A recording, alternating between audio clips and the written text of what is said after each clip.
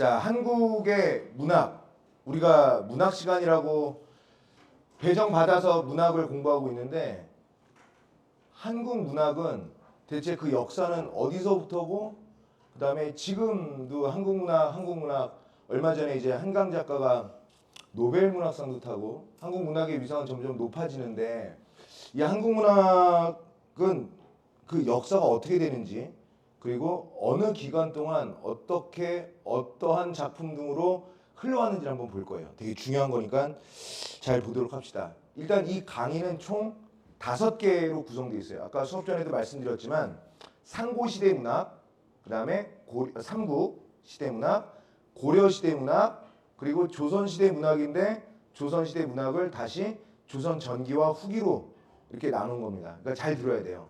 이거 그냥 교양 수업이 아니라 교양 수업은 일단 기본이고 시험 범위와 관련 있는 거니까 우리가 시험 범위에 들어가는 게 모두 우리가 시험 범위에 들어가는 모든 작품들이 다 이 흐름 속 안에 있다는 거 잘 알아두시고요.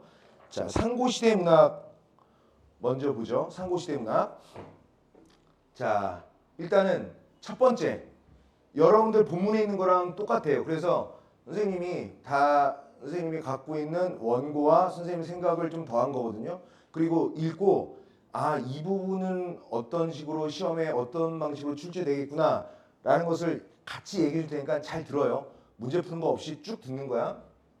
이제 상고시대 문학이라고 한다는 것은 기본적으로 삼국시대 이전을 얘기해요.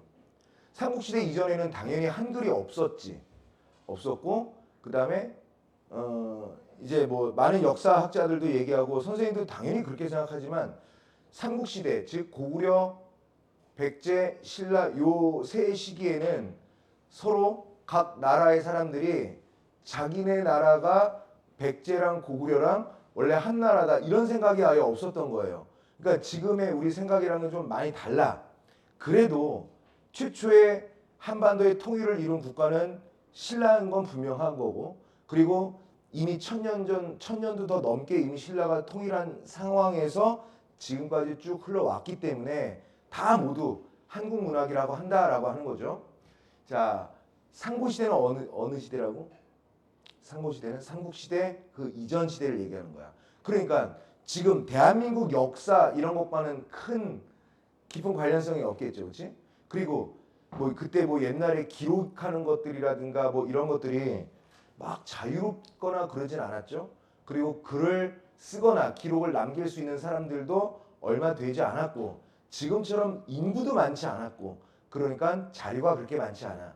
그래도 우리가 대한민국에 살면서 우리가 대한민국 한국이라고 하는 이 국가의 문학 영역은 그 역사가 어떻게 됐는지를 한번 보는 거예요. 그래서 삼국시대 그 이전의 역사를 상고시대 문학이라고 하는데 여기서 중요한 거 상고시대 문학은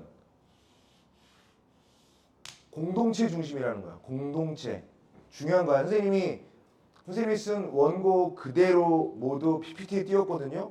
그런데 선생님이 중요한 거 써줄 테니까 그거 읽고 공부해라 라고 하면 좀 무책임해 보이잖아. 그래서 다 설명을 할 거예요. 선생님이 중요하다라는 것들은 체크하세요. 반드시 다른 건 몰라도 이 부분은 뭐가 어디서 어떤 식으로 문제 출제될지는 뻔할 뻔짜야. 그래서 이거 잘 보면 돼요. 자, 옛날에 삼국시대 그 이전 시대에는 뭐 준기라는 작가가 글을 쓰거나 민정 또는 민서, 태훈 이런 자기 이름을 가지고 작품을 쓸 가능성은 거의 없었어요. 이미 옛날에는 자기 이름 없이 그냥 산 사람들도 많았고요. 그 다음에 이름이 있다 손치더라도 그 이름으로 자기의 어떤 그 작가적 세계를 드러내거나 그러진 않았거든요. 그러니까 우리가 지금 이건 문학이야 라고 하는 그 상고시대 작품들은 모두 거의 대부분 지금까지 확인된 것을 기준으로 했을 때 개인의 작품이 아니라 공동체랑 같이 집단이라고 써도 돼요. 집단. 그래서 개인의 창작물이 아니다. 공동체의 삶이라든가 심지어 의식이라는 것은 생각을 얘기하는 거겠죠. 이 삶이라는 것은 공동체 구체적 삶이라든가 의식. 그래서 이런 집단적 문학이다. 다시 똑같이 바꿔서 공동체적인 문학이다. 이렇게 알고 계시면 돼요. 자, 상고시대 문학을 한번 떠올려 보자고. 안 떠오르겠지만 가장 먼저 우리가 캐치해야 될 것은 뭐냐면 오늘날처럼 특정한 개인이 자신의 개성을 드러내기 위해 창작한 문학은 아니라는 거예요. 그러니까 개성이 없습니다. 그래서 상고시대 문학은 몰개성이라고 해요. 몰개성. 개성이 없어. 집단적인 성격을 띠고 있기 때문에 몰개성적이고요. 그 다음에 당시 사회는 우리는 지금 개인이 더 중요하지 않니? 개인의 어떤 프라이버시를 되게 중요하게 여기고 개인의 삶을 중요하게 여기고 대부분의 직장인들은 회사 일도 회사 일이지만 개인의 어떤 라이프 스타일을 더 추구하고 그리고 아이디, 나라는 존재를 되게 부각하는 시대지만 옛날에는 개인보다는 그 개인이 이루고 있는 그 집단을 더 중요하게 여겼어요. 나보다는 우리 가족, 우리 가족보다는 우리 마을, 우리 마을보다는 우리 국가 이런 식으로. 그래서 생존, 살아있는 것 또한 내가 살아있다라는 게 아니라 우리가 살아있다. 우리 공동체, 우리 집단, 우리 마을이 살아있구나라는 것도 역시 단위가 공동체 단위였다는 거야. 그리고 일도 지금 우리 컴퓨터로 개인을 하지만 옛날에는 개인이 할 수 있는 일들이 뭐가 있었어? 생각해봐라. 삼국시대 그 이전의 삶이라는 것은 뭐겠어요? 농경문화 정도 되겠죠. 농경문화. 농경문화. 농사 혼자 져요? 아니죠. 집 혼자 져요? 아니죠. 살기 위해서는 다 자기가 어떻게 되는 거야? 혼자서는 안 되고 자기가 가족 단위, 최소한 가족 단위 또는 마을 단위 이런 집단 단위로 했기 때문에 노동도 함께 있고요. 그 다음에 지금은 제사라든가 이런 신과 관련한 것들을 가지고 국가를 이끌거나 마을을 이끌거나 그러지 않지, 그치? 최근에 그런 사람들이 있었죠. 전 대통령 같은 경우는 부인이랑 같이 미신을 믿고 막 그랬죠. 그래서 그게 시대착오적이란 말이야. 종교가 어떻게 과학을 이기냐? 그렇지 않아? 종교가 어떻게 과학을 이겨? 근데 옛날에는 과학이라는 그런 개념도 없었고요. 무조건. 봐봐. 우린 지금 깜깜하면 불을 켜잖아요. 옛날엔 깜깜하면 불을 켤 수가 없어요. 그러니까 일찍 자는 거야. 그치? 근데 밤에 무서운 일이 생겨요. 눈에 안 보이는데 뭔가 무서운 일이 생기는 것 같아. 그러면 인간은 누구나 공포심을 갖게 되겠죠. 그러면 이제 보이지 않는 대상에 대해서 신으로 여기거나 또는 그냥 귀신으로 여기거나 어떤 그런 대상으로 여긴단 말이에요. 그러니까 그런 것들에게 자신의 의식이나 정신을 의존하다 보니까 제사를 지내는 게 무지하게 중요했고요. 그리고 제사를 지내는 행사와 관련한 이런 의식도 함께 했다는 거야. 그러니까 이 전체적 흐름 속에서 문학도 마찬가지로 개인의 한 내면을 드러내는 방식이 아니야. 내가 누구를 좋아한다 이런 거 없어요. 없다고. 상고시대 때는. 나는 이걸로 인해 그립다. 나는 자연을 사랑한다. 이런 게 없었단 말이에요. 그래서 공동체 전체가 공유하는 가치. 우리는 사슴을 추종해. 우리는 곰을 추종하지. 우리는 호랑이를 추종하는데 우리 마을의 상징은 호랑이인데 우리 마을의 상징은 곰인데 그래서 곰 부족과 호랑이 부족의 결합으로 단군이 태어났다는 얘기들도 있잖아요. 신화에서. 이런 것들이에요. 그래서 가치, 믿음 또는 우리 마을을 잘 이끌어줄 리더가 좀 있었으면 좋겠어. 이런 소망을 담는 방향으로 문학작품이 진행되어 왔다. 그래서 최초의 우리 한국 문학이라고 할 수 있는 게 마을에 우리가 사는 이 단위에 우리 집단을 잘 이끌어줄 만한 리더가 왔으면 좋겠습니다라고 해서 소원을 빕니다. 그 대표적인 작품 우리 한국 문학에서 가장 오래된 문학 작품이라고 하는 게 뭐야? 그게 구지가입니다. 구지가. 구가 거북이고요. 거북아 머리를 내어라. 머리를 내지 않으면 구워 먹어버릴 거야. 이런 게 있어요. 그게 끝이에요. 그러니까 문학성은 좀 떨어지죠. 집단적이죠. 자, 예를 들어 금방 선생님이 얘기했던 거야. 오늘날의 시가 나는 슬프다, 나는 외롭다처럼 개인의 감정을 전면적으로 내세운다면 상고시대는 그런 게 없었다고 보면 돼요. 우리 공동체가 어떻게 하면 잘 살 수 있을까? 우리 농촌, 우리 마을이 어떻게 하면 수확물을 더 늘릴 수 있을까? 어떻게 하면 맹수로부터 우리 마을을 잘 지킬 수 있을까? 등등의 뭐 이런 것들을 기원하는 거죠. 공동체 의식이 더 중요하다는 거. 이 점에서 상고시대 문학은 반복합니다. 개인의 문학이 아니라 집단의 문학이다. 집단, 공동체, 집단. 괜찮죠? 오케이. 챕터 2. 자, 그러면 그러한 문학은 어떻게 전달됐겠니? 이메일로? 웹하드로? USB로? 아니요. 그럼 종이에 써서? 아니요. 사진 찍어서? 아니요. 구비문학으로 전승되었다는 거야. 구비문학. 거의 대부분 구비문학이다. 구가 입구자야. 입구자. 비는 비석할 때 빕니다. 그러니까 입에서 입으로 전해 내려오거나 아니면 돌 같은 데 새겨서 전해 내려오는 게 바로 이 구비문학이라는 거야. 어서 와. 구비문학.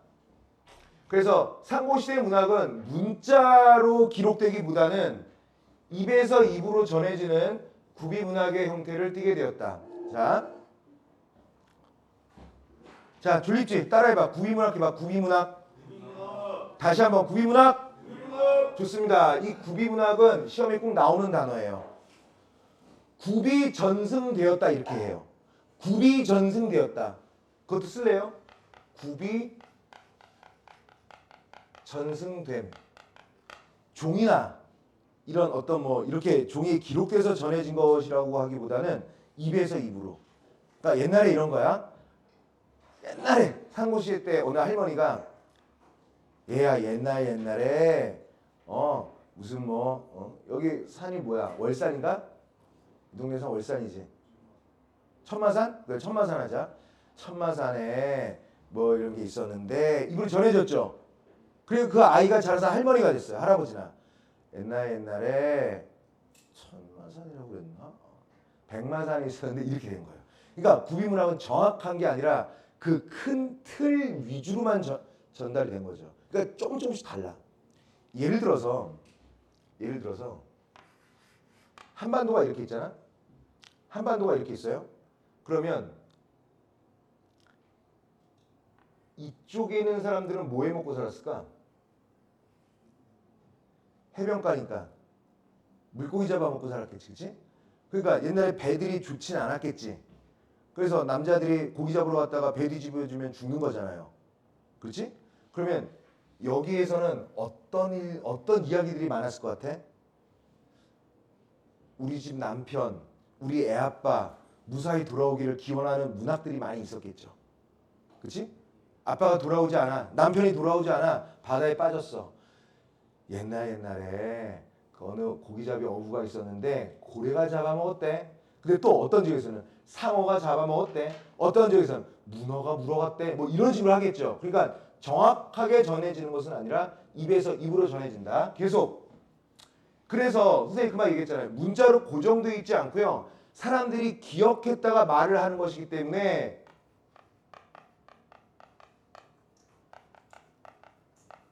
정확한 전달이 있었던 것은 아니다. 조금씩 바뀌거나 각색되었다. 이 때문에 상고시대 문학에서는 몇 가지 특징이 생기죠. 첫 번째, 중요합니다. 얘들아 이거 선생님이 쓴 원고야. 잘 봐둬야 돼요. 이거 어디에도 없는 거라고. 이거 여러분들 시험 범위가 이거라고 해서 선생님이 이틀 동안 쓴 글이라고요. 잘 봐. 그래서 거기 문제 없이 제목이 뭐야? 한국 문학의 흐름과 그 특징 해놓고 그 밑에 이름 무슨 이름 있어? 선생님이 했었어. 선생님이. 이거 너희들 이것만 읽어도 이 부분은 시험 다 맞출 수 있게 쓴 거란 말이에요. 그래서 선생님이 설명하는 것들은 잘 들어야 돼요. 일단 상고시대 문학의 특징은 첫째, 반복이 많습니다. 반복이 많아. 그래서 상고시대는 아니라 할지라도 고려시대 문학만 오면 후렴구 같은 게 반복이 많이 되잖아요. 근데 그때 고려시대 때 문학보다도 더 상고시대 문학이 더 반복이 많았을 거라는 거야. 왜? 반복해야 강조되어 기억이 쉬우니까. 둘째, 개성적인 게 없고요. 공식적이고 일정한 틀을 갖춰야 된다. 왜? 자주 쓰는 문장이어야지 어떤 틀거리가 있어야 될 거 아니야? 그리고 아까도 얘기했다시피 반복적인 어떤 문장 구조라든가 틀이 있으면 전달하기가 쉽죠. 셋째, 금방 얘기했던 거, 여기서 얘기했던 거. 같은 이야기라도 전승되는 과정에서 조금씩 달라질 수 있습니다. 왜? 기록문학이 아니라 무슨 문학? 구비문학이기 때문이야. 기록문학이 아니라 구비문학의 특징. 예상 문제. 다음 중 상고시대의 특징에 그러니까 상고시대 문학에 대한 특징으로 적절한 것은 적절하지 않은 것을 이렇게 문제 내잖아요. 그러면 구비전승된다. 맞아 안 맞아? 맞지? 구비전승되기 때문에 정확하게 전승된다. 그건 틀리죠. 이런 식이에요. 그러니까 어렵지 않아. 어렵지 않아서 선생님 마음 같아서는 얘들아 이거 너희 읽어 한 번만 읽어보면 돼. 그럴 생각으로 썼거든요, 사실은. 근데 야 이건 그래도 한 번 정도 우리가 진도를 빨리 끝내서 한 번 정도는 읽어줘야 되겠다라고 해서 하는 거니까 편안히 들어요, 편안히. 그리고 강조되는 부분 있으면 아까처럼 머릿속에 좀 새겨야 하는 것들은 따라해보라고 할 테니까 그런 것들은 좀 따라하면서 머릿속에 잘 넣고요. 자, 그 다음에 기록 문학은 텍스트가 고정되어 있지만 구비문학은 전하는 사람과 듣는 사람 또 지역, 시대에 따라 조금씩 달라질 수 있습니다. 바로 이건 뭐냐? 상고시대 문학이 완성된 한 편의 고정된 텍스트의 성격을 지닌다? 맞아 틀려? 그건 아니에요. 완성된 하나의 문학작품의 성격을 띈다? 아니에요. 그거라기보다는 언제든지 움직일 수 있고 누구에 의해? 개인에 의해? 아니요. 나 집단에 의해. 그래서 계속 변주되는 별표. 변주는 중요하죠. 봐봐. 옛날에 저기 무서운 호랑이가 살았는데 이렇게 하다가 옛날에 무서운 늑대가 살았는데 이렇게 바뀌어도 되는 거예요. 하지만 중요한 틀은 뭐야? 옛날에 뭐가 살았는데야. 그게 뭐예요? 일정한 틀인 거예요. 이해됐어요? 그래, 오케이. 선생님이 오늘 이 한국 현대문학의 흐름을 선생님이 그래도 강의 한 20년 했는데 이거 원래는 그냥 문제 몇 개만 주고 너희들이 풀고 오답 노트라고 해도 되는데 선생님이 요즘 말로 각 잡고 딱 한 번 딱 하려고요. 이후에는 안 할 거예요, 이거. 지금 영상 잘 남기고 영상으로도 남기려고요. 자, 세 번째 봅시다. 자, 상고시대 문학은 자, 첫 번째 우리 뭐였죠? 다시 한번. 누구 중심? 공동체 중심. 자, 상고시대 문학은 어떤 특징이 있었더라? 기록? 아니요. 구비문학. 세 번째, 상고시대 문학은 그렇죠. 이거 중요하죠. 신화만이 아니라 신화적인 세계관인 거야. 옛날에는 과학이 부족했기 때문에 미신 이런 거 많이 믿었거든요. 그러다 보니까 나름대로 문학 자체에 종교적인 성격, 미신적 성격이 들어갈 수밖에 없었는데 상고시대 문학은 인간과 자연, 신이 분리된 게 아니라 분리되지 않은 신화적 세계관이다. 다시 한 번만 따라해 볼까요? 신화적 세계관 해봐. 신화적 세계관. 한 번만 더요. 신화적 세계관. 오케이. 상고시대 문학의 가장 큰 특징 중에 하나는 방금 우리가 얘기했던 신화적 세계관이라는 거야. 신화적 세계관. 신화적 세계관이라는 게 뭐냐면 얘들아, 선생님은 선생님의 좁은 생각일 수도 있는데 종교와 과학은 물과 기름처럼 안 만난다는 것으로 봐요. 근데 옛날에는 과학이라는 게 거의 없었지. 사람은 살아야 되는데 봐라. 내일 천둥번개 치면 안 되는데 근데 내일 천둥번개 안 친다는 것을 우리는 과학적 방법으로 예측하여 일기예보를 통해서 알 수 있지. 그래서 우리가 어느 정도 컨트롤을 못해도 예상할 수 있단 말이야. 근데 옛날에는 그런 과학적 정보가 없었지. 없으니까 가다가 우르릉꽝 그러면 으씨 나 잘못하고 있는데 나 벼락 맞는 거 아니야? 이런 쪽으로 마음이 흘러간다고요. 그러니까 합리적으로 설명을 안 하고요. 신이 아니라 할지라도 초월적 존재의 작용을 통해 설명하는 사고방식을 말한다. 이해가 안 될까 봐 얘까지 듭니다. 번개, 금방 선생님이 얘기했던 번개가 치는 이유는 기상현상, 즉 과학적 분석으로 이런 것으로 인해 내일은 천둥번개와 비가 내리겠다. 이렇게 옛날에는 할 수가 없었단 말이야.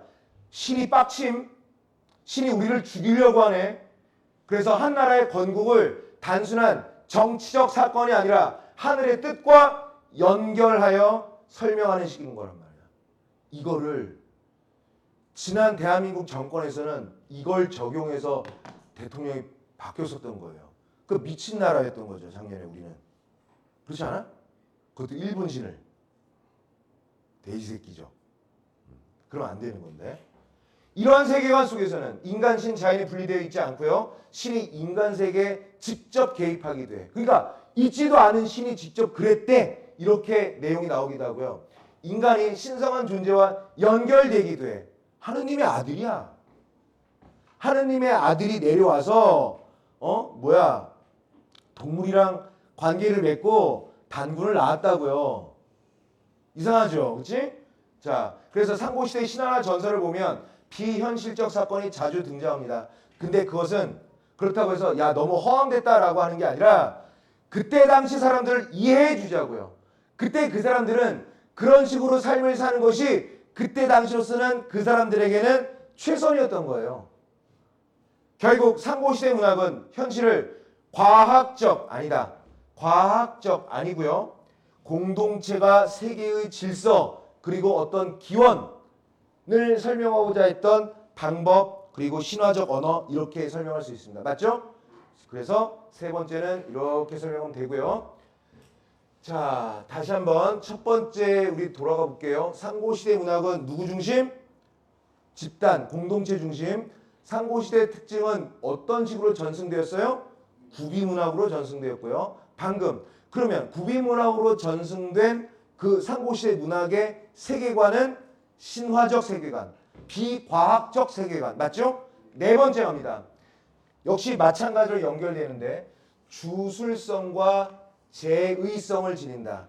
주술이 뭐야? 주문을 외우는 거예요. 이렇게 해달라. 이렇게 비를 내리게 해주세요. 나쁜 놈 오지 못하게 해주세요. 우리 마을 사람들 맨날 잡아가는 호랑이를 물리쳐 주세요. 이런.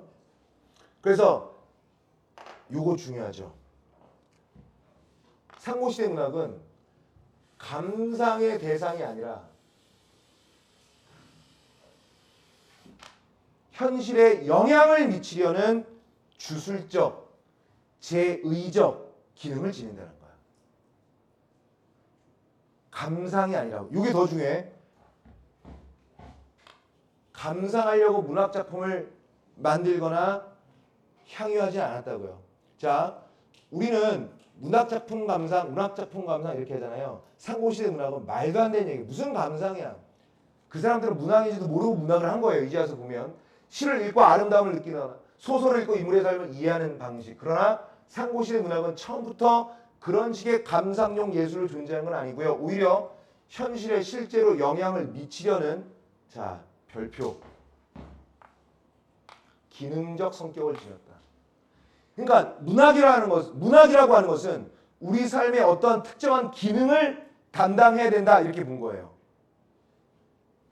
그게 바로 주술성과 제의성이야. 그러면 시험 문제에서 주술성과 제의성이 나오면 얘는 어떤 단어를 넣어야 돼요? 기능적이라는 거예요. 왜? 주문을 외워서 그게 우리의 삶에 직접적으로 적용되고 작용되어 통해야 되는 것이거든요. 맞지? 자, 주술성이란 말, 노래, 이야기 그 자체 그 말, 노래, 이야기 그 자체에 힘이 있다라고 믿는 거예요. 그래서 풍년, 제발 풍년을 이렇게 주세요. 아니면 풍년이 됐으면 좋겠는데 그렇게 해주세요. 이렇게 소망으로 그치지 않고요. 풍요를 불러오는 힘이 있다라고 여긴 거예요. 왜? 옛날에는 과학이 없었으니까.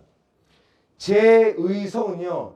이게 나름대로 제의는 그냥 제사라고 생각하면 돼. 그런 마음을 제사 지내는 형태로서 지금까지 진행되었다. 즉 상고시대 문학은 단순한 오락, 장식이 아니라 공동체의 안녕, 편안함, 번영을 빌고 재앙을 막고 집단의 어떤 결속력을 강화하게 하는 특별한 기능 많이 나온다. 기능 수행했습니다. 이런 점에서 상고시대 문학은 미적 표현, 문학 작품이 어떻게 해야지 아름다운가 별 관심 없음. 무조건 제사, 주문, 주술 등으로 통해서 현재 살아가고 있는 당대 사람들의 어떤 삶에 직접적으로 어떠한 펑션 기능, 그러니까 어떤 기능을 직접적으로 하는 거예요. 마음으로 말하는 게 아니라 그게 직접 자기네들 삶에 적용이 되었었어야 했다라는 내용이에요. 괜찮죠? 자, 그래서 주술성과 제의성을 지닌다. 한 번만 따라해볼까요? 주술성 해봐. 주술성, 제의성. 자, 믿고 넘어갑니다. 다섯 번째. 이번에는 상고시대 문학은 지금 네 번째랑 좀 비슷해요. 공동체의 기원, 그리고 요거 얘기 안 했던 거는 질서. 기원은 알겠고요. 질서를 설명합니다. 자, 상고시대 문학은 공동체의 기원과 정당성을 설명하면서 사회 질서를 잘 갖추기 위해 사용된 거예요. 이것도 역시 기능적 성격이 있죠. 문학을 어떻게 활용했냐면 기능적으로, 기능성 있게 쓰려고 했던 거예요. 자, 상고시대 신화라든가 아니면 전설은 단순히 지금으로 읽자면 재미있는 이야기라고 할 수 있겠지만 우리 누구지? 우리의 공동체는 뭐지? 우리의 조상은 어떻게 시작되었지? 왜 우리가 이 땅의 주인이지? 이런 질문에 답하는 기능을 합니다는 거예요. 역시 기능적인 거예요. 자, 특히 이 기능적 성격의 대표적인 게 아까도 했었죠. 주술성, 제의성도 있었고요. 지금 기능 얘기하는데 대표적인 게 건국신화입니다. 우리 국가가 진짜 하나님의 우리 국가의 왕이 하나님의 손자라니까 진짜야. 그러면 어때요? 우리는 그런 국가에 소속된 사람이로구나 이런 생각을 하겠죠. 그럼 어떻게 해요? 자신감 뿜뿜. 그 다음에 어떤 뿌듯함 이런 것들이 있겠죠.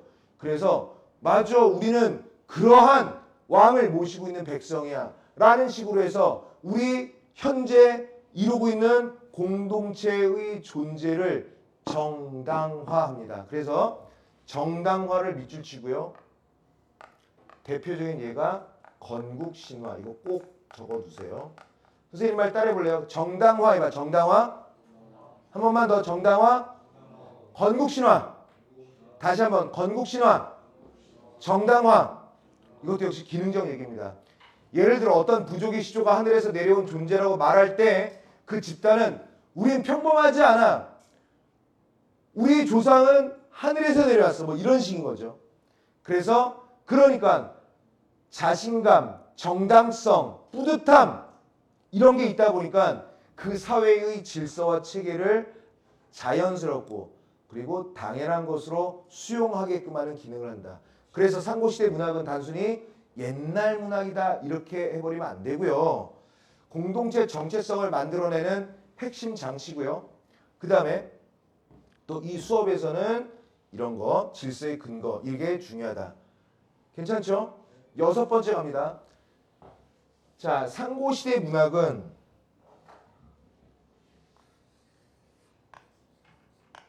서사성이 강하다는 거죠. 선생님 말 따라해볼까요? 서사성이 강하다. 다시 한번요. 서사성이 강하다.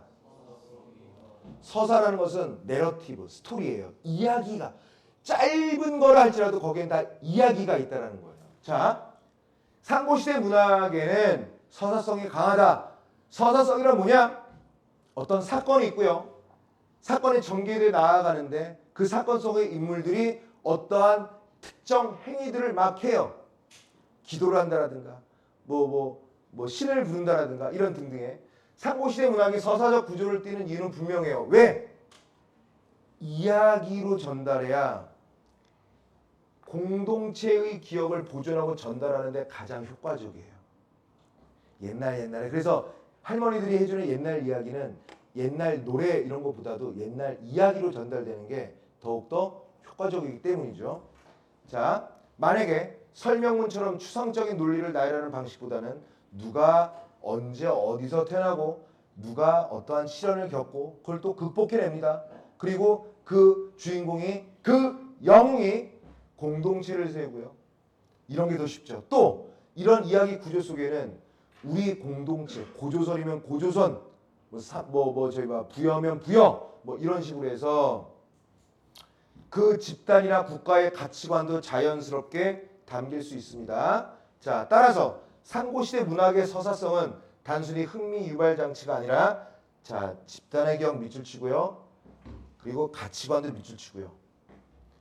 그리고 장기적으로 전승까지 밑줄 치면 좋습니다. 우리는 다른 부족보다, 다른 민족보다, 다른 국가보다 더 특별해라는 것을 잘 전달하기 위해서는요. 신비롭고 비과학적일지라도 그것을 이야기로 전달하고 전승하려는 특징이 있더라라는 겁니다. 자, 서사성이 강하다. 자, 7번째. 상고시대 문학에는 상고시대 문학에는 아까도 얘기했던 거야. 이거는 금방 넘어갈 수 있습니다. 개인적인 서정보다는 집단적 소망이 우선한다. 그래서 상고시대 문학은 개인의 내면을 감정보다 공동체의 우리 모두의 소망을 담아내려고 노력했다는 거야.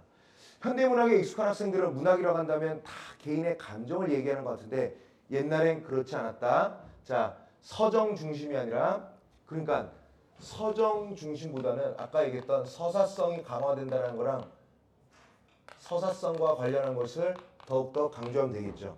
예를 들어서 슬픔도 단지 한 개인의 상실됨으로 표현되기보다는 민족의 슬픔, 집단의 슬픔 이런 식으로 의미를 주고요. 기쁨, 희망도 역시 마찬가지입니다. 따라서 상고시대 문학을 읽을 때는 화자가 무엇을 느끼는가 이렇게 보지 말고요.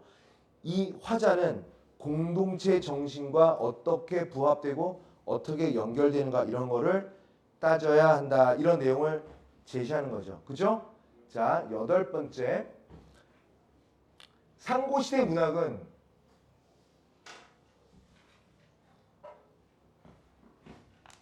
다 중요해요. 이거는.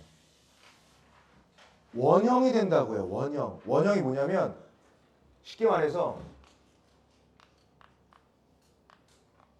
모델이 된다고.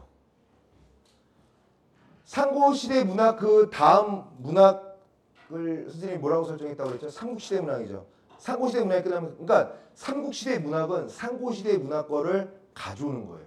그러니까 삼국시대 문학의 모델은 다 상고시대 문학을 가져오는 거야. 그 모델이 되어준다는 얘기죠. 그래서 상고시대 문학은 단지 가장 오래된 단계의 문학이라는 데 의미가 있는 게 아니라 오히려 가장 먼저 시작했음과 동시에 가장 한국 문학의 밑바탕, 원소스, 모델이 되어주는 역할을 했다라는 겁니다. 그래서 원형적 요소를 제공했다 이런 것도 시험 문제 많이 나올 거니까 알아두시고요. 원형 말은 지금 처음 나왔지만 아까 했던 겁니다. 반복되는 어떤 틀. 옛날에 여우가 살았는데 옛날에 늑대가 살았는데 옛날에 신선이 살았는데 옛날에 도사가 살았는데 이런 식으로 해서 그래서 반복적으로 변주되는 기본 구조나 상징을 뜻한다. 예를 들어 하늘과 땅의 연결 그리고 시련이 있는 다음에 그 극복 선택받은 존재의 등장 공동체를 세우는 영웅 이런 것들 다 모두 반복 되풀이 된다고요. 즉 같은 말로 상고시대 문학은 단순히 과거에 머물러 있는 것이 아니라 후대 문학의 깊은 층위에 계속 남는다. 그래서 옛날 거니까 유치하다 버려버리는 게 아니라 얘는 이 문학 작품은 이것의 모델이었군. 이런 의미로 크다는 얘기죠. 이랬죠? 그래서 그냥 할머니가 옛날에 들려줬던 옛날 이야기 이렇게 생각하면 오해다. 자, 정리합니다. 정리. 자, 줄지 말고요. 내용 졸립지만 줄면 안 돼. 벌써 상고시대 문학 끝난 거야.